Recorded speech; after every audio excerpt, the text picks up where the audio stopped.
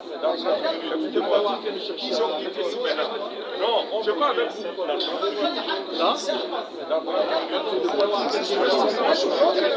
Non, je te parle avec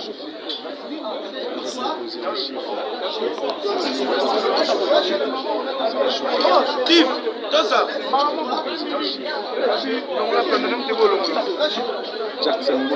Steve, dans ça.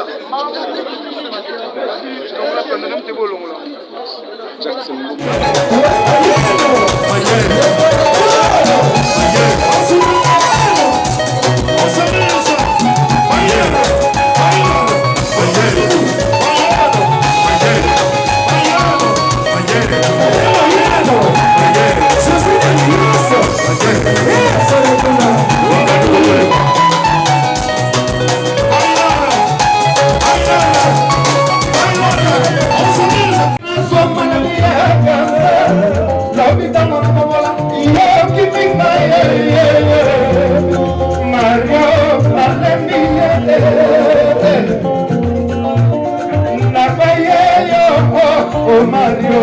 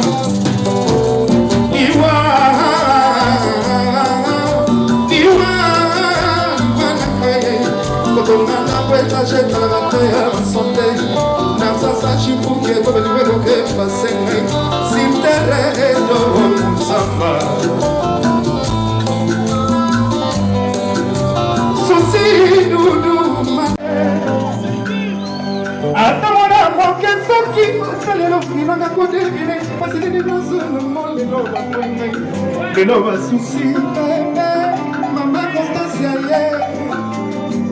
Papa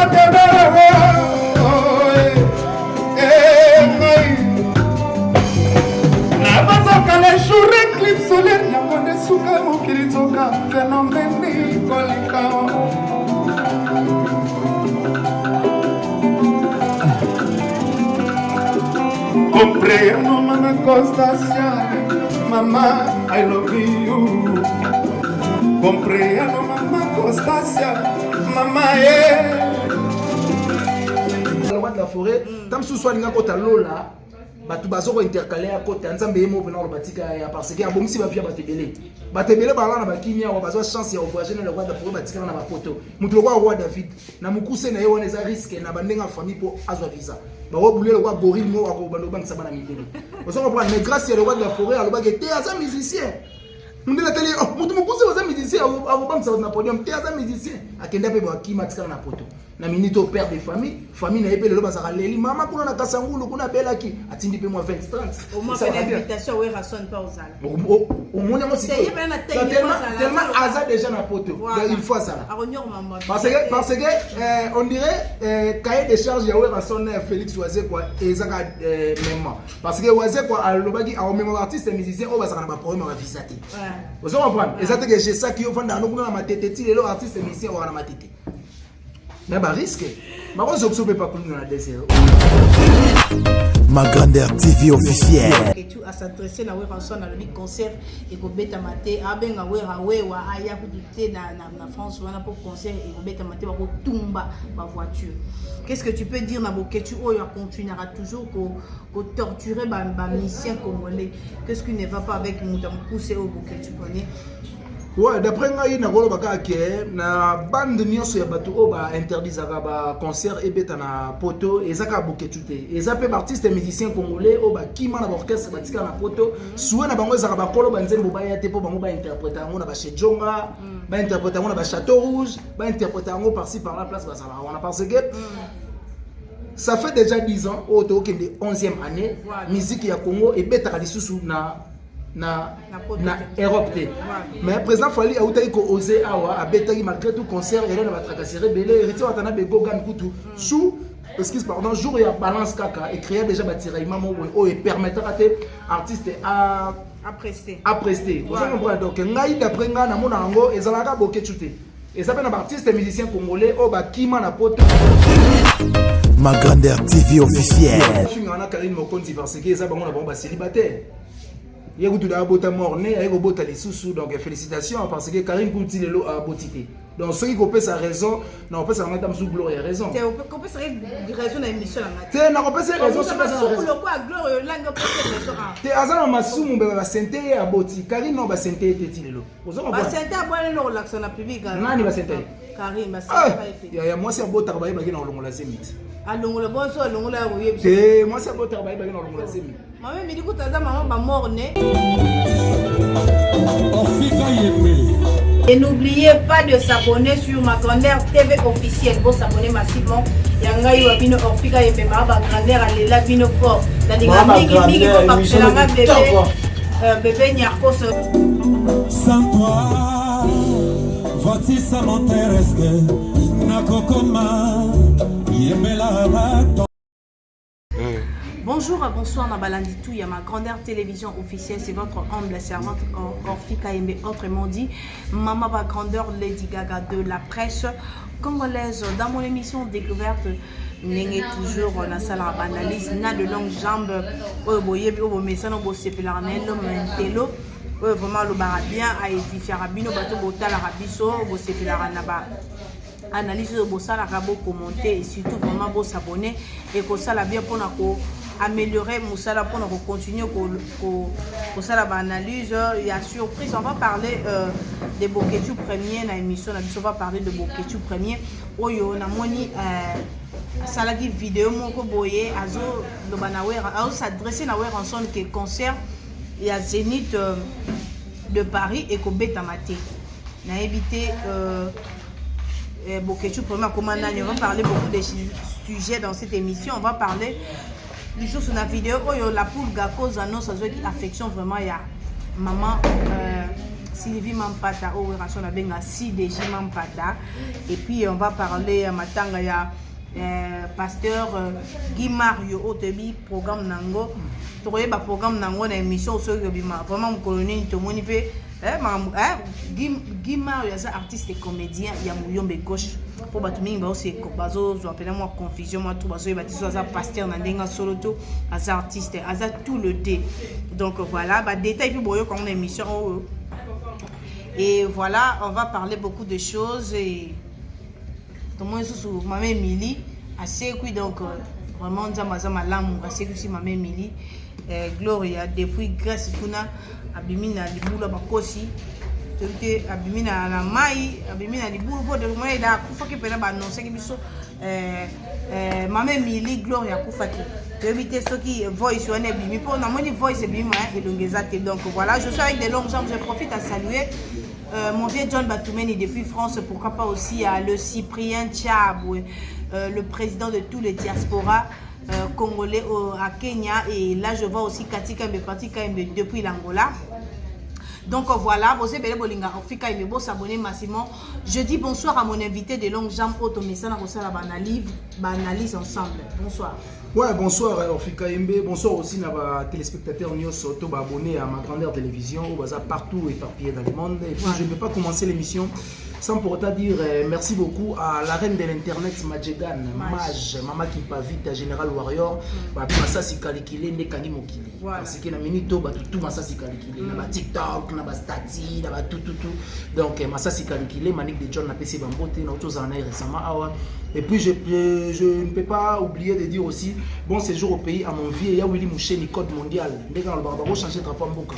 mais va changer code jamais à ta régime quoi. Merci beaucoup Venanga na accueil vraiment il s'allait bien à rien à parler voilà et puis bourgeois gentika son ex no comet espace la gentillesse où ça na kitambo na ex no comet tout le monde en a pourquoi pas appeler ça mbote na ya babimboli agence Badem merci pour la geste Venanga ya babimboli boende et laxarake bo sarana biso vraiment anytime mais ça dit bien fort fika imetoza awa to ça mosala pour nous satisfaire surtout ba abonner à ma grandeur télévision pourquoi pas Manique de John Tokos officiel. Donc voilà Manique de John to éviter niveau ya à comme dans la studio ou bien dans la côté studio té. Ouais, Manique de John studio té nga zara na ba na zara coproducteur. C'est ça ouais. Et coproductrice. Ah oui. Donc voilà. Rendez-moi ba monceau. Biso de monto négociateur doit dans bateau ba ko sponsoriser. Yo alwa mort. Commissionnaire en donc voilà, on va parler vidéo au Moketu à s'adresser na weranson na le concert et ko beta maté abenga wewa aya kuduté na France wana pour concert et ko beta maté ba ko tumba ba voiture. Qu'est-ce que tu peux dire na Moketu oyo continuera toujours ko torturer ba musicien congolais? Qu'est-ce qui ne va pas avec Mutamukuse au Moketu connaît? Ouais, d'après moi, il y a na bande nyonso ya bato o ba interdit zaka ba concert et beta na poto et zaka boketute. Et ça peut artiste et musicien congolais o ba kima na orchestre batika na poto. Soué na bango zaka ba kolo ba nzembo ba yate po bango ba interpréter ngo na ba Chedjonga, ba interpréter ngo na ba Château Rouge, ba interpréter ngo par-ci par la place bazala. On a parce que ça fait déjà 10 ans au toke de 11e année musique ya Congo et beta ka lisusu na Europe te. Mais président Fali a outai ko oser awa a betaki malgré tout concert et là va tracasser belé héritier watana be bogan kutu sous excuse pardon jour ya balance kaka et créer déjà batiraillement o et permettre à tes artistes à prester. Vous comprenez donc ngai d'après nga na mona ngo ezalaka boketute. Et ça ben artiste musicien congolais o ba kima na poto avant que ne donne c'est bon que poto ezala cimetière ba musicien. Mettons ok pour comprendre que c'est cimetière zonga l'orchestre na o esala ego kima na poto. Parce que beaucoup ko interpréter ba nzembo ya batu alors que ba kolonze mono ba daité. Droit d'auteur bo futa raté, beaucoup na bino ba pomba na ba nzembo batu. O wenge pour ça to ça so nini o wenge sala boy. Ezo sala bien te. Vous comprenez? Yango nazo profiter na pesa chez Jonga kolia komela na puis di semaine en France wana ba kendaka wana ba lia rentaba na ninga kini. Vous comprenez que ça la bien makasi. Les 14 Redi Amisi Bailo 14 là wana ozo mona artiste musicien azaka na Congo mais ake ko beta na bino na poto. Mais bino mona poto bo beta ka tindi ka to sa zwini disque di makate mutu wa sele wa sila alinkaka ki combattant ba musique e beta kate. Et ça va bien. Les combattants, les artistes, le milieu de la chaleur, donc et puis ça les lié affiche il faut que annuler concert alors que qui njora azana nzala poto njora des poids bana ma musique na kenda poto ti ana nzala poto batika njora akende poto avec le quadre azana nzala poto so sali ke o poto akende tena bisa oto o memangambu na njora. Pour 100 ans, on a gros ça fait crise, AVC, et ça m'a bien makasi. Mais il y a un risque. Donc c'est un peu ça. Donc voilà, caméraman a vu ça, c'est qui que c'est gaming, il était pour nous ces autres potes à la carte, donc Timbela Masolo.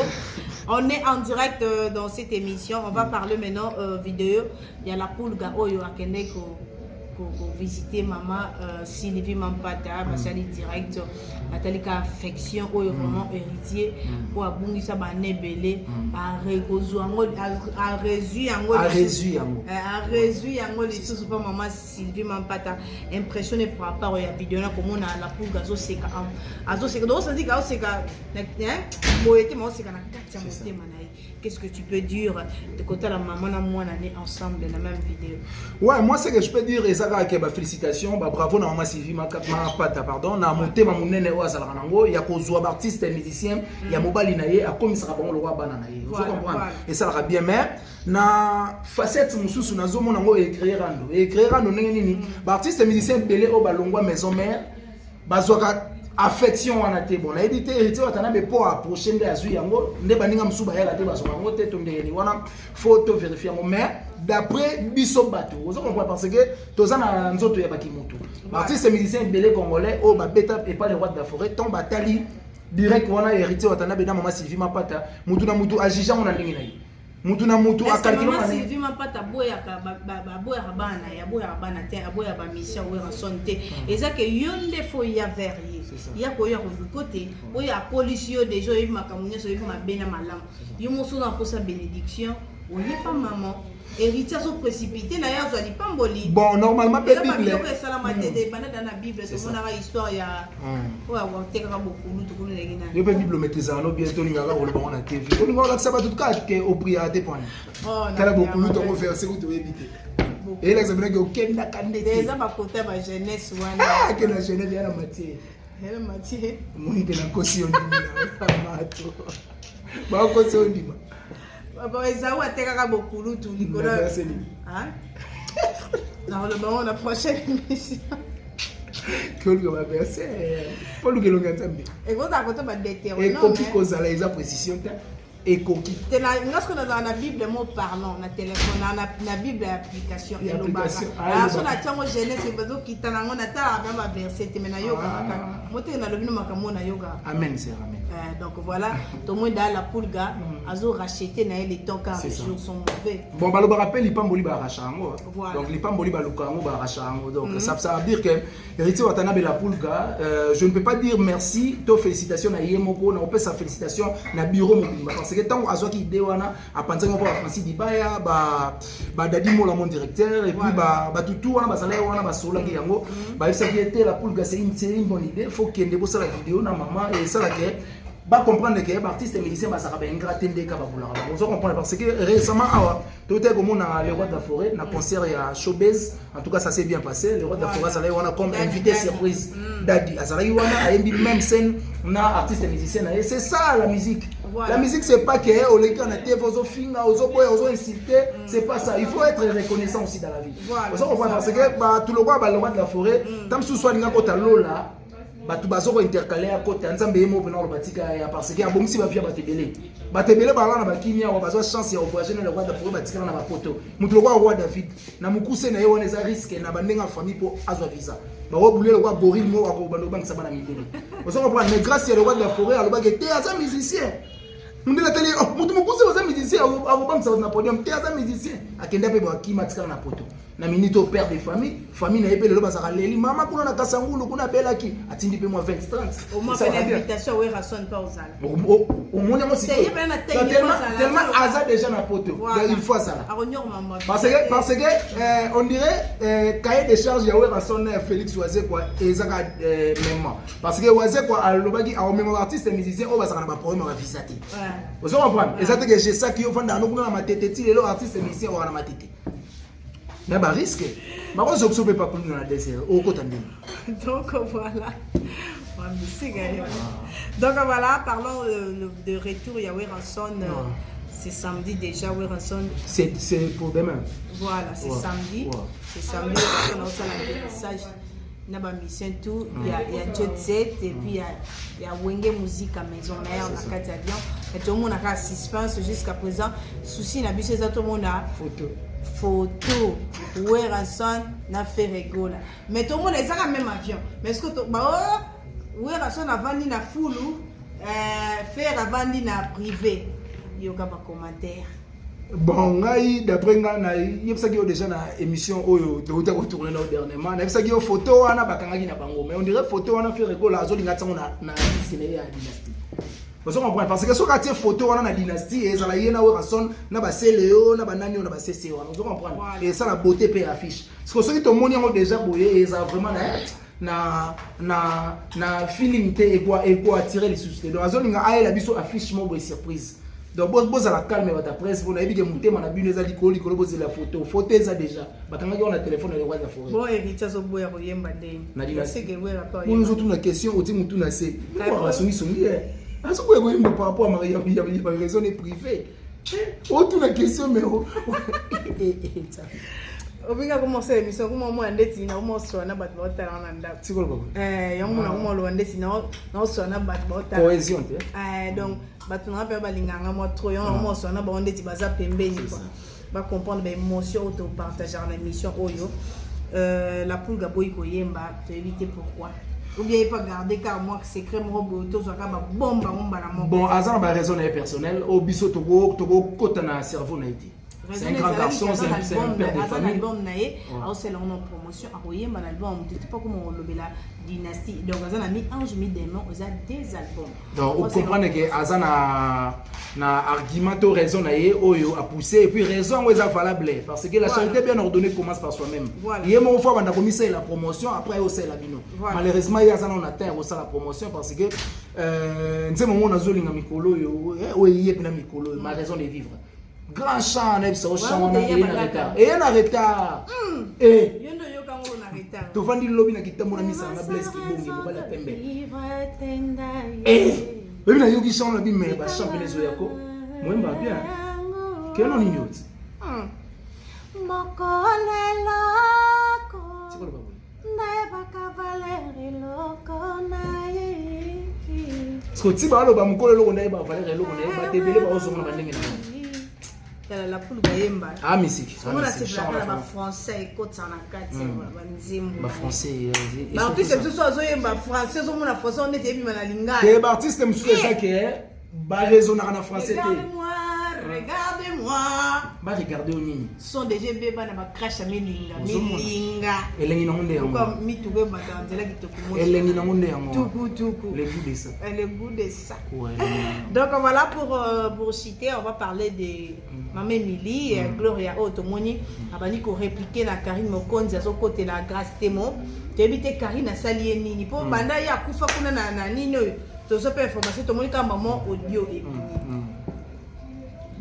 vidéo asali vidéo te ma audio mutana poto zo ba relaxer longine na public c'est que kuna souffrir na Grèce bon normalement c'est normal va finir na Karine Mokonzi parce que ça bango na bon ba célibataire il y a beaucoup de morts nés, il y a beaucoup de sous donc félicitations parce que Karine Kouti lelo a botité.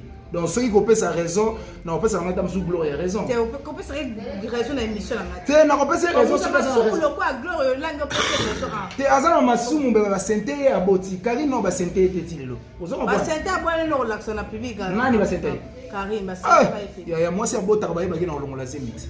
A longola bonso longola roye. Te moi c'est bota ba na longola zemiti. Maman me dit que ta maman ba mort né. Et puis chose grave ezani. Bato ba bota raté ba na bana ka misika. Oyo na bota bana mwana tika na Uganda boy bige mwa toke ndeti. Na bota mwana mwa saka kuna na kisensu. Omoniso kokomi na point wana ba fali. Héritier de la crèche. Donc vela nga héritier vous qui la crèche. Fallait to ya lelo mais na éviter boss. Ça la rende to kana ki ça bien ba déconfiné déjà et ça bien. To mais la bien l'école sur la 16e niveau. Et ça bien fort. To mona kana kini. Tout le monde a dit ça kuna ila ba niveau et en sont 7 niveaux. La raison 7 niveaux. Na matin on joue mon vertige mais c'est catastrophe. Bon y moi pendant matin chaque jour. Mais ça risque. La vie privée monter sur. Donc voilà qu'est-ce que tu peux dire na maman Emily ou azota la biso en ces moments. Il est souci la biso c'est la côte à pote mais tout le monde a pote on pas côte à tendre te boya yepe. Na succès pe boya ya partir kuna. Parce que tout le monde a dit qu'on répliquait Karine Aza pour ça sont en actualité pour ça chrétien Karine donc c'est que Karine de Macam Aza pour ça chrétien Karine pas en actualité. Bon normalement bon retour na internet parce que tu as fait beaucoup de temps aux autres apparaître traité. Merci beaucoup. Dieu parle tantôt d'une manière ou d'une autre. Nous sommes en section de la section à Lazare et ça biblique. Vous comprenez donc ça lit bien Gloria Olangi zonga vraiment ça la musala mais ils ont le sommet au sala musala au sommet ba mona mataka. Et ça vient. Beaucoup non yambana. Olobi? Ayambana. Kuna be bayambana te. Po bazaka misika. Pe ba bimakate. Muninga kangama na ndako o embele. Voilà. Yo kangama na ndako. Muninga yemo ba kangama na ndako. Bo kuta na wapi. Do yene ngazana soko tunie oyebi neti Karine soko tunie oyebi Château Rouge akoma ni Château Rouge. Pona mukandati. O ko tambola nene mbila pasi pa. Bolinga pe cash nete bizele mo bandango depuis na kini.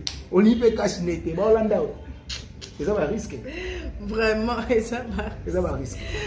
On commence à chiter. Qu'est-ce que tu veux dire la haute lobété par rapport à l'actualité du jour? Ouais, tout est dit déjà, tout est dit. Donc, on est sûr que Toza n'a pas la goloba, mais faut le bango par la branche pour Toza vraiment n'a pas la goloba. Donc, faut le bango na banda munda mbubo pour pas soit moi temps pour retenir biso vraiment parce que ya goloba est bien. Vous comprenez? Donc, merci beaucoup. Na vient na Zoro Mabiala, les news des stars congolaises et Marie Laure Mwaka. Donc, merci beaucoup vraiment. Veuillez poster émission na page les news Donc ils ont page d'aventure. Voilà. Page mo baraso na 470 000 abonnés. Mais bah tu on a page voilà donc c'est pas une mince affaire. Voilà. Ils ont mince affaire.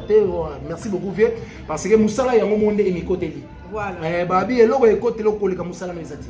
Donc Moussala yango monde et côté libiso donc ça n'a rien à voir. Merci beaucoup Zoro Mabia et Marie-Laure Mwaka. Merci beaucoup na batu tous sous balandi biso partout à travers le monde.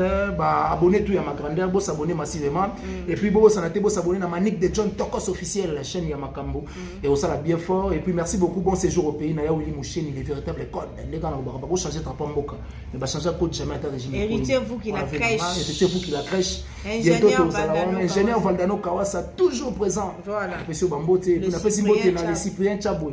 Le président de tous les diasporas congolais à Kenya, na bon voyage et puis à Kenya. Et puis merci beaucoup à Bourgeois Gentil Kassongo, ex non commet espace la gentillesse, on a fait anytime donc on a bien cassé qu'on a deux jambons. Donc on a fait nanga et puis merci beaucoup na Yaba Bimboli agence Badem. Merci beaucoup na GSTV. Na Benga aventure na Leli. Christian Dior depuis 24. Merci beaucoup donc Christian. Il y a un superviseur Christian. Il y a boîte, il y a terrasse sur 24. Donc en face, il y a académie. Donc bientôt, on va nous tourner pour Soukuna. Voilà. Parce que c'est lui, moi, la cave. Il est la cave. Tout ça, la rapport, il y a ton 15. Et là, écoute, il y a des belles années. Tellement rappelé réel. Donc, à la trotte, tu as le boss Dani la cave sur sa permission. Donc, la permission à boss Dani la cave, alors on va nous tourner sur la cave. Donc, tu as 15e. Émission sous to sala on a 14 donc to 14 13 12 11 10 9 8 to la ntango na poto la sabata poto ke ko va na poto ezaka te lunette a dio ezaka te blouson moins Versace to nga pelo kwa boye famille pe balia yo ka o basket on dozo na beza Louis Vuitton na ko la ko lia Louis Vuitton de damage. Donc merci beaucoup de longues jambes. Merci beaucoup, c'est à moi de te remercier. Donc c'est à moi de te remercier. Merci beaucoup. On est très à l'aise dans le plateau.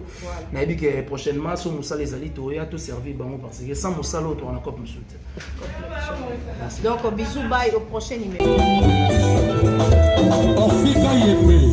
Et n'oubliez pas de s'abonner sur ma grandeur TV officielle. Vous s'abonner massivement. Yanga Iwabino Orfika et Bema grandeur à l'éla bino fort. La Migi bébé Nyarko. Sans toi, voici ça m'intéresse.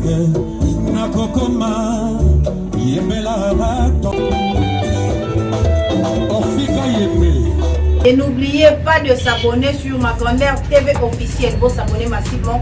Yanga Iwabino Orfika et Bema grandeur à l'éla bino fort. La Migi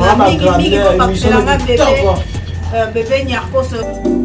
Sans toi, voici ça m'intéresse. Nakokoma, Yemela Rato.